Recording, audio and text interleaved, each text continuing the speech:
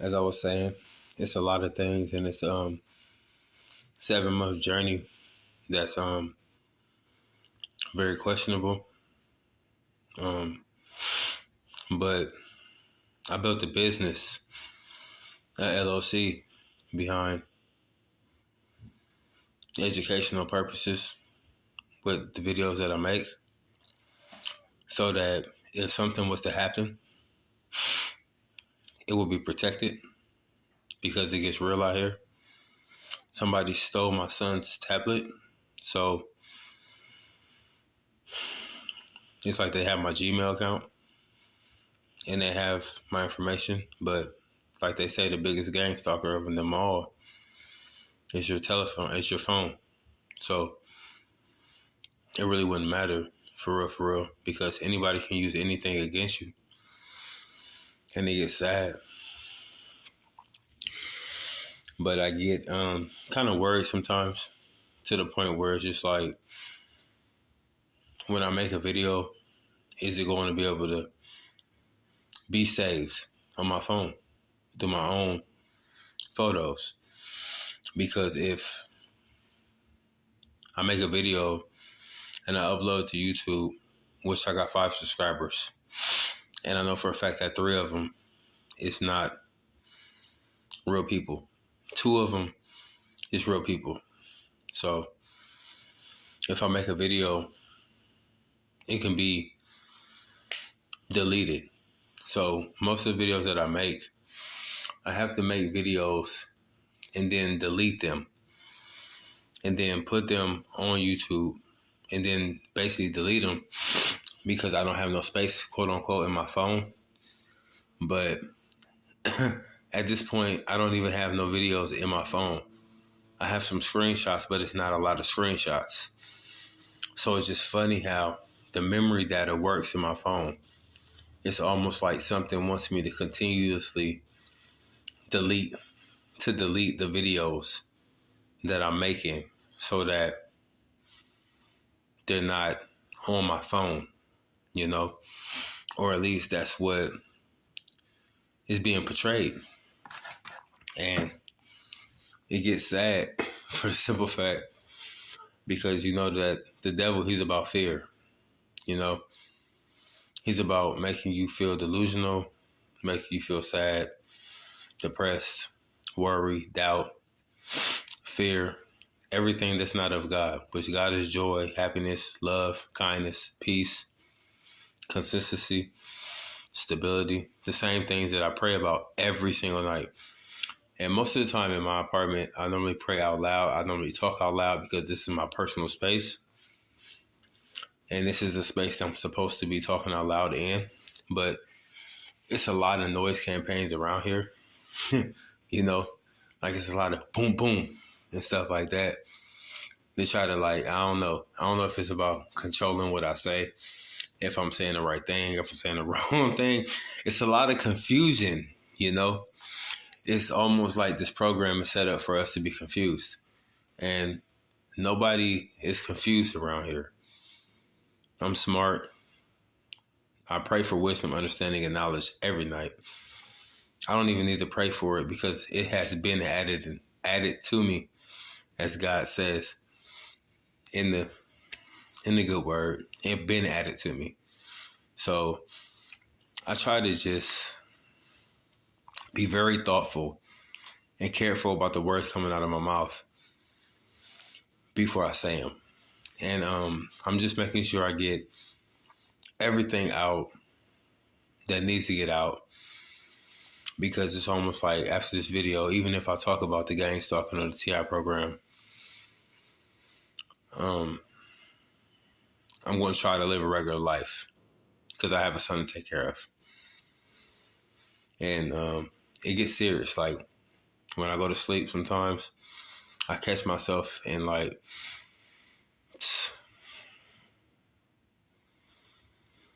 I be woke, but I don't. And I be, it's crazy. It's like I be halfway asleep. I be woke. And I be thinking about stuff and saying it while I'm sleep woke. And then it just keeps going. Like somebody is trying to get me to continuously think or get me to continuously stay in my brain. And with this chest tightness thing and how my chest be feeling, it's weird. But when I overthink, my chest and my heart starts to hurt. And that's weird, you know? Like that's not normal. And me, I be searching for just how can I have a normal life? How can I have a normal life, you know? Like how can I wake up every single day and not hear things that's been placed in my head, which is the voice to skull monitoring thing or whatever, man.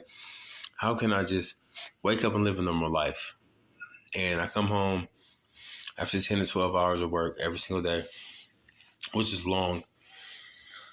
And I pray to God and I just always ask him to deliver me from all these things. Like how can I just like move out here to try to be the best person I can be, meanwhile being a targeted individual?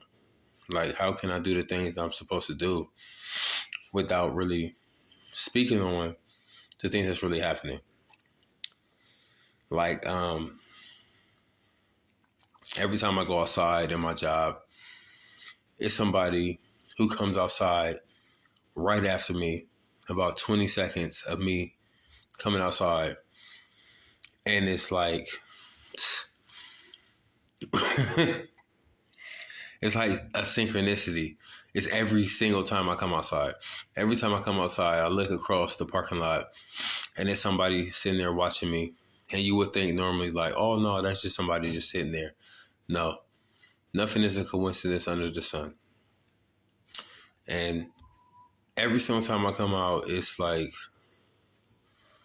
somebody either pulls into that parking lot and sit there and just watch me,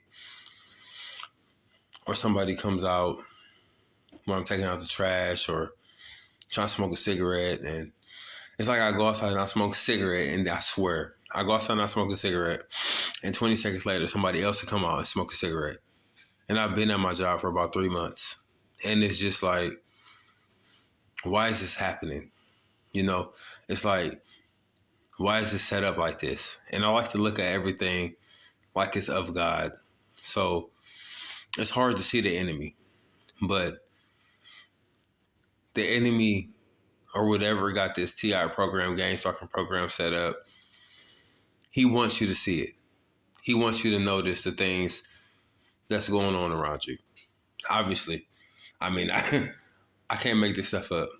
And if I was to make this video, upload it to YouTube, I would have to basically delete it to make another video because of my so-called memory in my phone.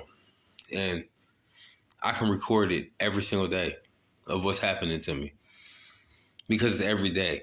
It's every second of the day, every minute of the day. And it's big lust going on. It's a lot of women. Man, I've seen some crazy stuff, man. It's like everywhere I go, it's a woman with her legs wide open. Or it's a woman that I see pulling, like, bro, for real. Like her panties to the side so her whole vajayjay can show. And this has been like this for years, you know? It's been like this for years. This ain't been for just now. Like this been for years. And I've been waiting to be in the right state of mind. Or God has been waiting for me to be in the right state of mind to speak on these things. Because I was using drugs a lot. I ain't gonna lie back then. And I seen what was going on. But I couldn't really like say anything about it because I was deranged. Like I was not in my right state of mind. And now that I'm doing everything that I'm supposed to do, going to work, dropping clean from my PO, which I hope is, because with the weed smell in my house, who knows that, like I said, for 4 to 5 months, Who knows if what I'm smelling is going to be in my system? And it sounds crazy. It sounds like this can't be true, but it is. It's true, man. And I'm on probation. So why would I be like, why would marijuana be in my system if I know that I'm on probation and I'm facing 2.5 years and I can get took away from my son that I just got back 4 months ago and I haven't seen him in 3.5, 4 years? Like, why would I try to mess that up? And I heard that the saints, they get persecuted. And it has to be true because I had a case pop up on me from August 10th of last year. And if my mother at her apartment, at her residence, didn't receive a letter from a lawyer that was stating that I have a case, I would be in jail right now. And if I was in jail, it would be a lot harder to get out of jail than be on the outs looking in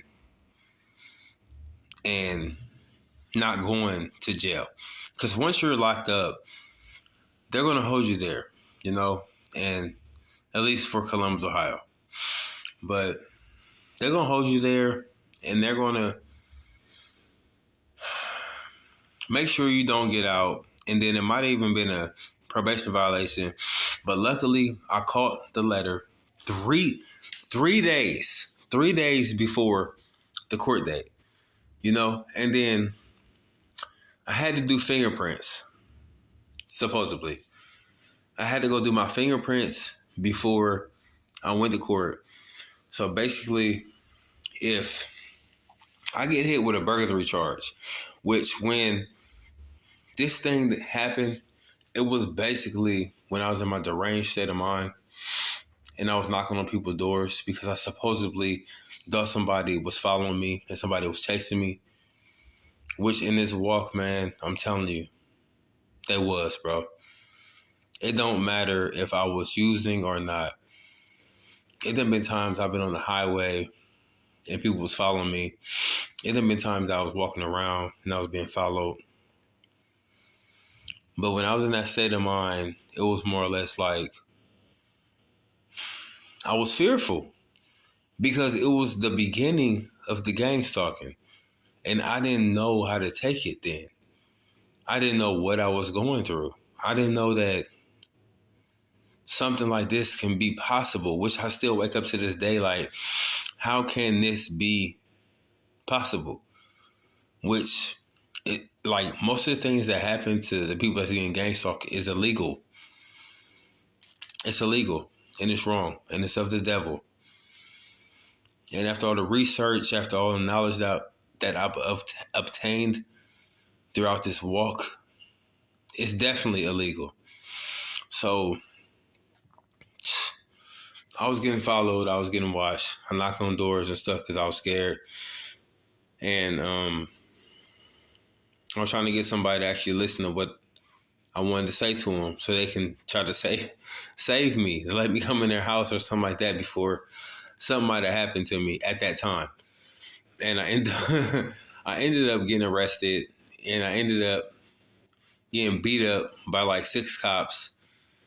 They took me to the hospital, and I woke up, and I never was the same again, And meanwhile, I was in the hospital. It's like they put a needle in me for me to go to sleep, and I was like, it's crazy because I was like woke at the time also. Like, how when you get put to sleep or you go under, as they say, and you're not actually fully asleep. I wasn't fully asleep.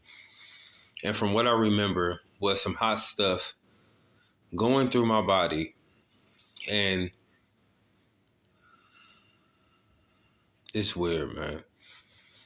Like my body was heated up, and It's hard to talk about this, bro, because things like this shouldn't be done to a human being. Period. I don't care what they go through. I don't care what their walk is. But I woke up, and after I woke up, it was different. It was different. It was like I wasn't the same, bro.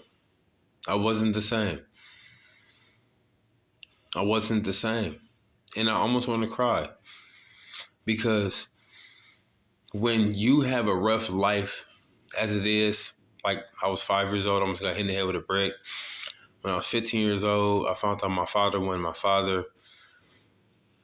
In that same week, my ankle got broke. I had 2 hammer toes. Best person on my baseball team my whole entire life. And my life changed then. But a life-changing experience now, like it is now, I thought that was a challenge. This is a challenge. And it hurt. It hurt bad. But I'm not depressed the way that whoever is running this GangStalking program or TI program think that I'm depressed. I'm depressed because of things that I had to go through to get here, and finally that I'm here, finally working, taking care of my son, doing everything that I should do as a man.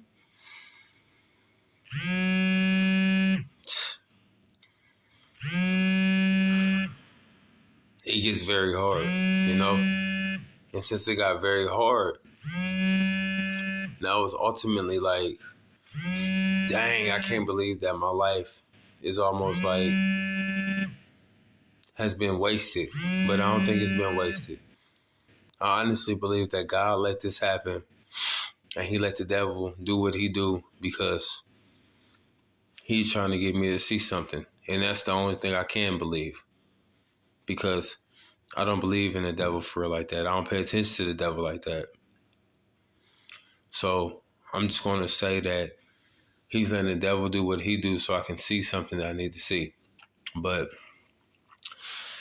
throughout this walk, I've grown, and regardless of coming home and smelling metallic things and waking up to my legs feeling funny, to my body feeling funny, to my heart feeling like it's tight, to my heart burning, to the gang stalking at my job, to the mobbing, to the voice to skull technology, to the sounds I hear around my apartment, like the knocking and stuff like that, for me to get my mind off focus or whatever. Man, it took a lot to make this video.